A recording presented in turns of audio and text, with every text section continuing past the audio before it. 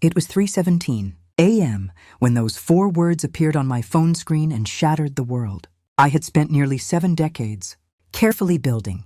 ATM Mom made another deposit. The message came from my eldest son, Robert. In a family WhatsApp group I was never supposed to be part of. Isabella, his wife, had added me by mistake a few weeks earlier, while trying to include her sister for a baby shower planning chat. She realized the error almost immediately and removed me the next morning, but not before I had seen the casual, everyday conversations, the grocery lists, the complaints about work, the memes about aging parents. I had smiled at the time, feeling included, feeling like part of their lives again. I never imagined I would witness my own dehumanization. I had been lying awake, as I often did these days, staring at the ceiling fan spinning lazy circles above my bed. The house was silent except for the faint ticking of the grandfather, clock in the hallway, and the occasional creak of old floorboards settling in the night. At 69, sleep came in fragments, enough to keep me functioning, never enough to feel truly rested. That night, I had been thinking about the latest transfer I sent Robert. $3,000 for unexpected car repairs. He had promised to pay it back once his freelance graphic design business picked up again. He always promised. Then the phone buzzed once, twice, 3 times in quick succession. I reached for it out of habit, expecting perhaps a late night emergency from one of the grandchildren, or maybe Gideon needing something small. Instead, I saw Robert's message, followed almost instantly by Gideon's reply. My 32-year-old baby, the Serenity House facility already confirmed. Private room, $300 a week. In 2 weeks, we sign the mental incompetence papers and check her in. Mom will never know until she's inside. My breath stopped somewhere between my lungs and my throat. Isabella responded within seconds. Perfect. The appraiser says the house is worth $500,000. Divided among the 3 of us. That's $166,000 each. We'll finally be rid of the heavy old lady. 3, not 2 sons and their wives. 3 people, Robert, Gideon, and Isabella, dividing my life into neat, equal portions like slices of a pie they believed belonged to them. I sat up slowly, the embroidered cotton sheets scratching against my thighs. Those sheets had taken me 3 winters to complete, stitch by stitch, during the long evenings after my husband passed. I had sewn love into every flower pattern, thinking one day my grandchildren would inherit them. Now they felt like sandpaper on skin that suddenly seemed too thin, too fragile. My hands shook so violently that the phone nearly slipped from my fingers. I gripped it tighter and scrolled up, desperate to convince myself I had misread, that this was a cruel joke or a wrong chat. But the messages kept coming, cold and efficient, like people discussing business over coffee. Gideon, did you talk to Dr. Evans yet? We need him to sign the diagnosis for senile dementia. I told him Mom forgets everything, that she repeats the same stories 1,000 times. Robert, Evans is already convinced. I showed him videos I took of Mom talking to herself in the garden. I told him she talks to Dad, that she's losing her mind. Isabella, I already copied all her cards. I've had the passwords for her bank account since last year. When we check her in, we can empty everything before she realizes. By the time she reacts, it'll be too late. Each line felt like a fresh wound. They had been planning this for months, perhaps longer. Every Sunday dinner, every birthday call, every "we miss you" Mom message had been part of reconnaissance. Isabella's hugs, the way she always offered to help organize my papers, the casual questions about my medications, my bills, my daily routine, it had all been reconnaissance. I stood up on legs that felt like they belonged to someone else. The bedroom, once my sanctuary, now felt hostile. The wardrobe where I kept Robert's old baby. Clothes folded neatly in the bottom drawer. The dresser with Gideon's childhood drawings still taped inside the top one. The framed photo of their father on the nightstand. The one I kissed good morning every day. While watering the African violets on the windowsill, Robert had filmed those quiet moments. He had turned my private grief into evidence against me. I walked barefoot into the living room, the hardwood cold against my soles. Their graduation portraits hung on the wall, Robert in his cap and gown, Gideon accepting his diploma with that shy smile I used to adore. In the center was the big family photo from 10 years ago. All of us together on the porch, laughing, my arms around both boys. Their father already gone, but still present in the way we leaned into each other. I stared at that photo until my eyes burned. How had I become the heavy old lady? How had the woman who worked double shifts at the accounting firm, who skipped vacations so they could go to summer camp, who sold her mother's jewelry to pay for Robert's wedding, how had she become a burden to be removed? For 4 years, I had sent them $3,000 every month. $36,000 a year, nearly $150,000 total. I believed I was helping them get ahead, as they always said. Robert's business was just starting. Gideon was between jobs. Isabella needed help with daycare. The grandchildren needed clothes, lessons, summer camps. I never questioned it. I never asked for receipts. I simply transferred the money and felt useful, needed, loved. Now I understood. I had not been loved. I had been profitable. The messages continued to ping, even as I stood frozen in the middle of the room. Gideon, once she's inside, we won't have to pretend anymore. No more Sunday dinners, no more listening to the same stories about Dad. Robert, and no more 3K checks. We'll finally breathe. Isabella, I'm already looking at condos in Florida. Something with a pool for the kids. I sank onto the sofa. The same sofa where I had nursed them as babies. Where I had held them through fevers and heartbreaks. Where I had waited up until dawn when they were teenagers out past curfew. The cushions still held the faint scent of the lavender sachets. I kept in the linen closet. My chest hurt, not metaphorically, but physically. As though someone had reached inside and squeezed. I pressed my palm against my sternum and tried to breathe slowly, the way the doctor had taught me after my husband's funeral when panic attacks came without warning. But this was not panic. This was clarity. For the first time in years, perhaps decades, I saw my life without the soft filter of maternal devotion. I saw the sacrifices. The nights I went without dinner so they could have new shoes for school. The weekends I worked overtime instead of resting. The dates I refused because the boys need me. The dreams I buried so theirs could grow. And they had seen me only as an obstacle. I don't know how long I sat there. Minutes? An hour? Eventually the phone went silent. Perhaps they had noticed I was online. Or perhaps they simply went to sleep, secure in the knowledge that their plan was moving forward. I opened the messages again and took screenshots of everything. Every damning line. Every casual cruelty. My hands were steadier now. The shock had burned away, leaving something colder and harder in its place.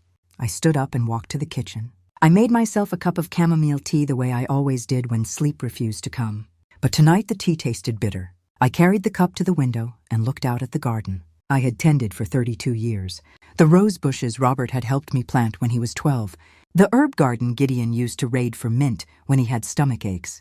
The bird feeder I refilled every week so the cardinals would visit. All of it would soon belong to them, if they succeeded. But they would not succeed. Not anymore. I set the cup down untouched and returned to my bedroom. I opened the closet and pulled out the small, fireproof box I kept under a stack of blankets. Inside were my passport, my birth certificate, my late husband's death certificate, the deed to the house, and the original will I had written 15 years ago naming Robert and Gideon as equal beneficiaries. I stared at that will for a long time. Then I took a fresh sheet of paper from the drawer and began to write. This was not the end. This was only the beginning of the fight for what remained of my life. The morning after the messages arrived felt like stepping into someone else's life. Sunlight came through the lace curtains the same way it always had. Soft, golden, forgiving, but nothing inside me felt familiar anymore. I hadn't slept. Not really. I had dozed in the armchair for maybe an hour, waking every 20 minutes. With my heart hammering as though my body still believed danger was imminent. It was. I made coffee the way I always did. French press, medium grind, 1 cinnamon stick for warmth. The routine grounded me while my mind raced. I carried the mug to the kitchen table and spread out everything. I had gathered in the small hours, printed screenshots of the WhatsApp group, bank statements I had pulled from the online portal at 4 a.m., a yellow legal pad where I had listed every transfer I could remember sending over the past 4 years. $3,000 a month. $36,000 a year, $144,000, give or take rounding errors and the occasional extra for birthdays or emergencies. I stared at the numbers until they blurred. That money had come from my pension, from the small annuity my husband left, from the reverse mortgage I took out 5 years ago so I wouldn't have to touch the principal of my savings. Every cent had been given willingly, because they asked, because I loved them, because I still believed that love flowed both ways. Now I knew better. The first practical thought that cut through the fog was simple and brutal. Stop the bleeding. I opened my laptop, logged into the bank with shaking fingers, and immediately froze all debit and credit, cards linked to my main checking and savings accounts. The website offered an option to temporarily lock rather than cancel outright. I chose permanent replacement instead. New cards would arrive in 7 to 10 business days. In the meantime, No one, not even me, could spend a dime. Without going to a branch in person with ID, I also changed every password and enabled two-factor authentication on every device I owned. Text alerts for any transaction over $50. Email copies of every login attempt. Next, I called the bank's fraud department. It was barely 7:30 a.m. They weren't officially open yet, but the automated system let me leave a detailed message. I kept my voice level, factual. I believe family members have had unauthorized access to my accounts for at least 12 months. I have frozen the cards. I want a full transaction history for the past 2 years and a fraud investigation opened. I gave them the reference numbers of the most recent suspicious withdrawals. I had spotted at 5 a.m., small ones. $200 here, $350 there, always at ATMs I never visited. When I hung up, my hands were steady for the first time since 3:17 a.m. I needed an ally, someone outside the family circle who wouldn't try to talk me out of what I was about to do. Lillian, my neighbor of 32 years, lived 3 houses down in the same red brick colonial style as mine. We had raised our children together, shared recipes, cried at funerals, celebrated promotions. She was the only person who had ever told me, gently, years ago, that I spoiled my boys too much. I had laughed it off then. I wouldn't laugh now.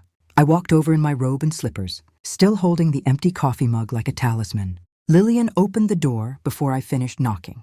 She took one look at my face and pulled me inside without a word. "Sit," she said, pointing to the kitchen table. "Coffee or tea?" "Already had coffee." "I need to talk." She poured herself a mug and sat across from me. "You look like you've seen a ghost."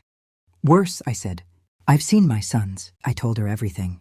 The mistaken group chat, the ATM mom line, the Serenity House plan, the fake dementia diagnosis, the copied cards, the videos of me talking to my husband's photograph, the $500,000 house they planned to carve up. I spoke without tears because I had none left. They had dried up sometime around 4:30 a.m. when the rage finally burned hotter than the grief. Lillian listened in silence. When I finished, she reached across the table and took both my hands. "Chloe," she said quietly, "this is elder financial abuse, textbook, and emotional abuse on top of it. They're trying to gaslight you into believing you're losing your mind, so they can steal what's yours legally." I nodded. Hearing it from someone else made it real in a way the screenshots hadn't. "What do I do?" I asked. "They're my children." "They stopped being your children the moment they decided you were worth more dead or locked away than alive and independent." Her voice was steel wrapped in velvet. "First thing, you protect yourself. Right now, today." She pulled out her phone and scrolled to a contact. "This is Samuel Preston, family law attorney. Specializes in elder law and financial exploitation cases. I used him when my nephew tried to pressure me into signing over my condo 3 years ago. He's ruthless when he needs to be, and he listens." I hesitated only a second. "Call him." Samuel could see me at 11 a.m. that same morning. I went home, showered, dressed in my most businesslike outfit, a navy blazer, white blouse, trousers, and gathered every document I could find. Bank statements, transfer receipts, the deed to the house, my current will, tax returns for the past 5 years. I also printed the WhatsApp screenshots and wrote a 3-page timeline of every suspicious event I could recall over the last 18 months. Isabella's sudden interest in my filing cabinet, Robert's unannounced visits when I was gardening, Gideon's increasingly frequent emergencies. When I arrived at Samuel's office downtown, the receptionist greeted me like I was expected royalty.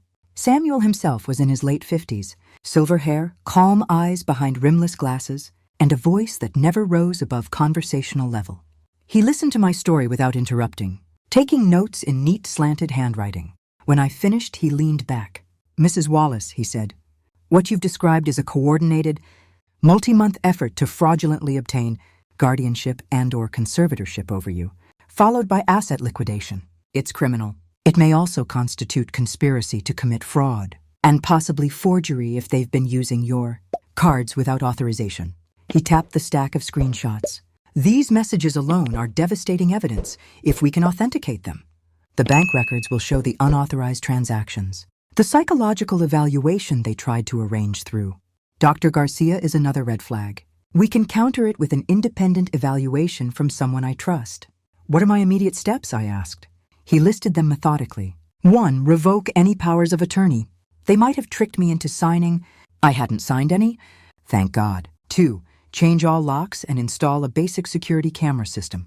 3. Get the independent psychiatric evaluation to establish competency. 4. File a police report for financial exploitation. Even if the police move slowly, the paper trail matters. 5. Draft a new will immediately, explicitly disinheriting anyone who attempts to challenge it on capacity grounds. 6. Consider a temporary restraining order if they escalate to harassment. 7. Most important, stop all financial support, completely, today. I left his office with a $3,500 retainer receipt, a list of action items, and the name of a forensic accountant who could trace every dollar they had taken. By 2 p.m., I was back home. First thing I did was call a locksmith. New deadbolts on every exterior door, new keys only for me and Lillian. The security camera guy came at 4 p.m. By dusk, I had 2 cameras covering the front porch and driveway. Motion activated, cloud storage, phone alerts. Then the hardest call, Robert. He answered on the second ring, voice warm and concerned. Hey, Ma, everything okay? You sound tense. I kept my tone even. Robert, effective immediately. I am no longer sending monthly money. To you, to Gideon, to anyone. My accounts are frozen pending a fraud investigation. If you need to speak to me, do it in person or through my attorney, Samuel Preston. Silence. Then, Ma, what are you talking about? Fraud investigation? Are you okay? I'm perfectly fine. And I know about Serenity House. I know about the videos. I know about the appraiser. I know everything. Another silence. This one longer, heavier.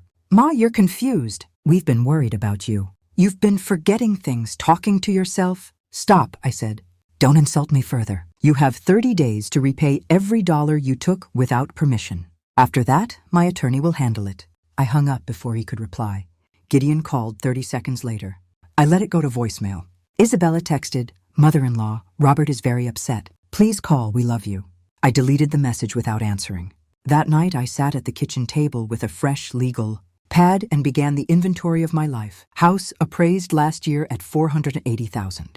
$520,000 depending on market. Savings, approximately $220,000 after years of careful additions. Pension, $2,800 monthly, guaranteed for life. Annuity, $1,200 monthly. Personal property, jewelry, antiques, car, paid off. I wrote a second list. Things I would take with me if I had to leave quickly. Passport, important papers, husband's wedding band, mother's pearl necklace, the photo albums that mattered most. Then a third list, charities I respected, elder abuse hotlines, women's shelters, literacy programs for seniors. If my sons wanted to play this game, they would lose everything they thought they were entitled to. Around midnight, I opened my email and found a message from the Independent. Psychiatrist Samuel had recommended. Appointment scheduled for next Tuesday. I also had an email from the forensic accountant confirming receipt of my initial documents. I closed the laptop and looked around the kitchen. The same kitchen where I had made birthday cakes and bandaged knees and listened to teenage confessions at 2 a.m. The room felt different now. Not hostile, but no longer entirely mine. It belonged to a version of me that no longer existed. I stood, turned off the light, and walked upstairs. In my bedroom, I opened the bottom drawer of the dresser and pulled out the baby blanket. Robert had been wrapped in the day he was born. Soft blue wool, still smelling faintly of talcum powder after all these years. I pressed it to my face for a long moment.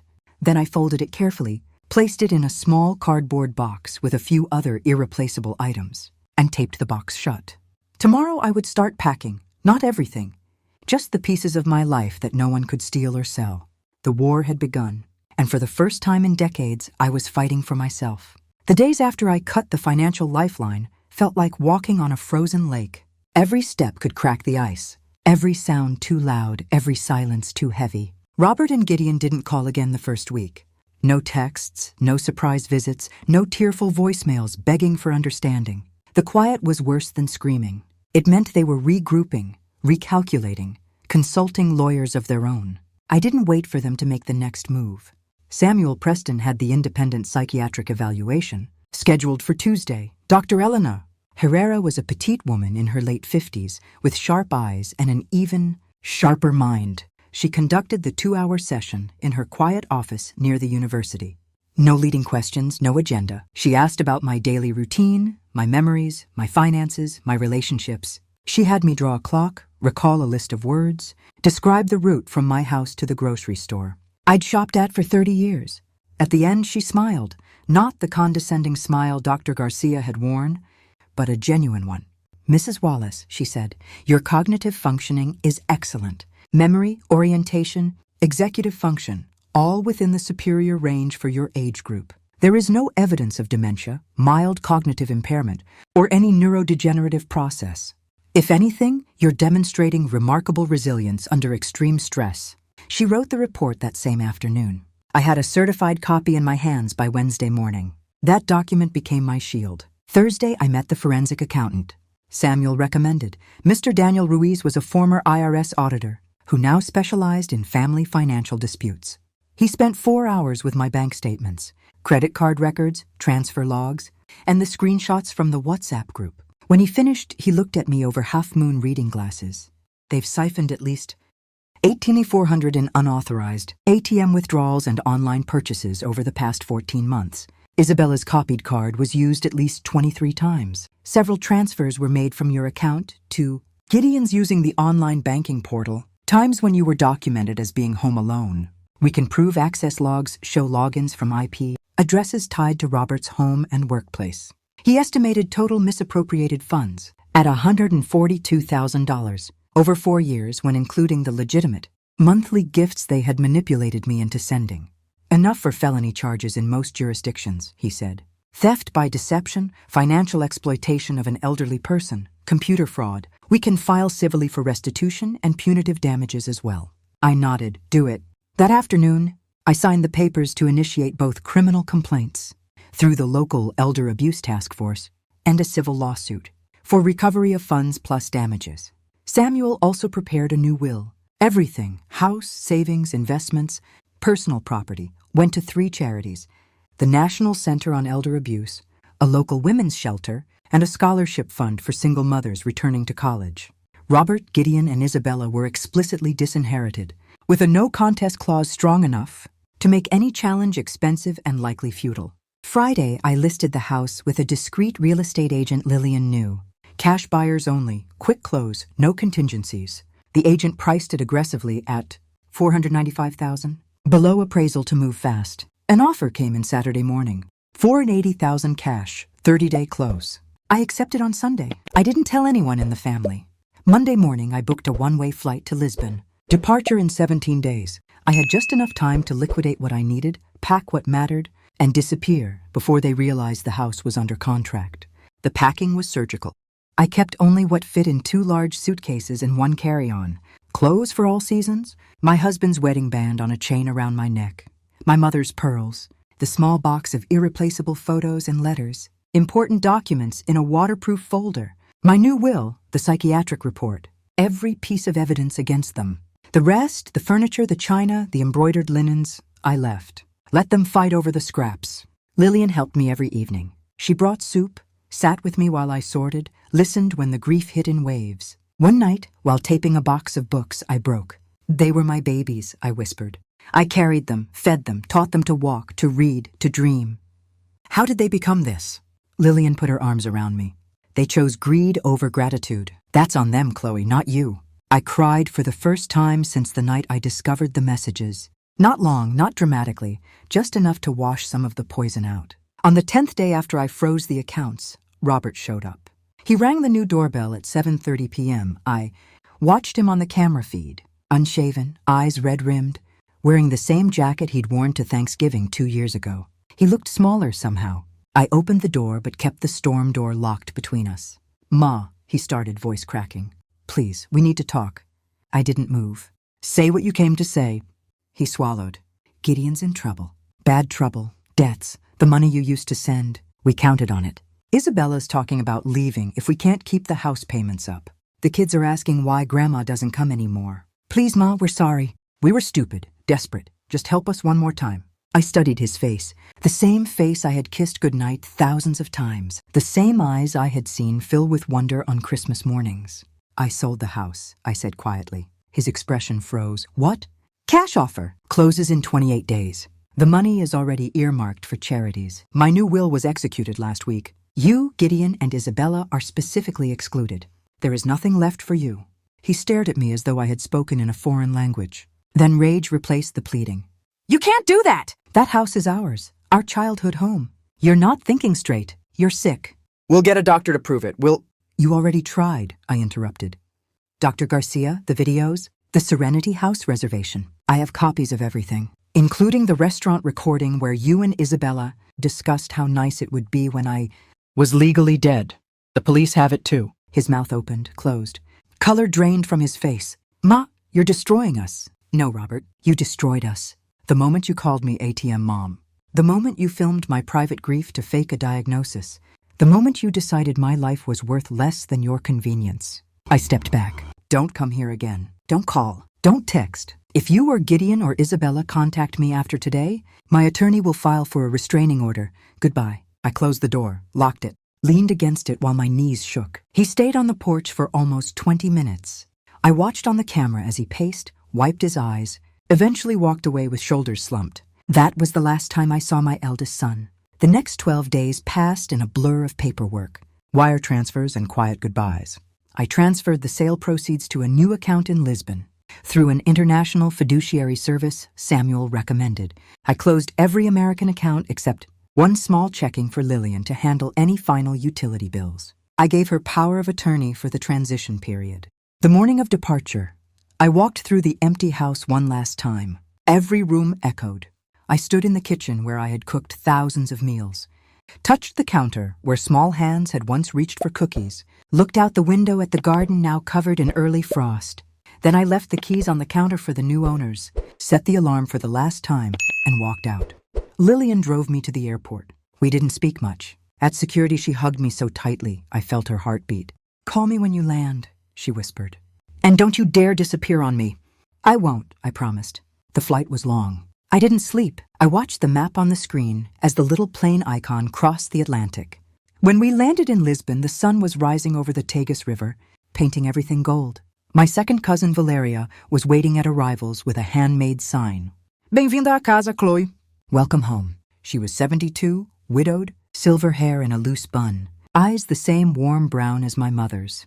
We embraced like old friends, even though we had met only once, 20 years earlier at a family funeral. She drove me to Faro in the Algarve. The apartment she had prepared was small, sunny, 2 blocks from the old cathedral. A balcony overlooked a square, where old men played chess and children chased pigeons. It smelled of salt air and orange blossoms. That first night, I sat on the balcony with a glass of Vinho Verde, phone off for the first time in weeks. When I finally turned it on, there were 187 unread messages and 39 missed calls. I skimmed them, pleas, threats, accusations, guilt trips, then deleted the entire thread without replying. The next morning, I bought a local SIM card and a new number. Chloe Wallace, American retiree, started a new life. Robert tried to find me once. He flew to Lisbon 5 weeks later, tracked Valeria down through some distant relative, stood in the square below my balcony, holding an old photo of me. Valeria went down and told him I no longer lived there. He left 2 days later, thinner, defeated. The newspaper article came out a month after I left. American mother escapes family betrayal. Finds new life in Portugal. My interview with the journalist Antonio ran with redacted copies of the evidence. The headline called it a silent vengeance. I didn't feel vengeful. I felt delivered. Years later, people still ask why I never forgave them. I tell them the truth. Forgiveness is a gift, and some people never earn it. Now I wake to church bells and the sound of waves. I walk the beach at dawn, collect shells, read books in the original Portuguese, slowly with a dictionary. Valeria and I cook together, laugh at old family stories that don't include betrayal. Lillian visits every spring. We sit on the balcony and talk about everything except the sons. Who chose money over mother? I am 74 now. My hair is fully silver. My hands are slower in the garden. But my mind is clearer, my heart lighter than it has been in decades. I am no longer ATM Mom. I am simply Chloe, and that is enough.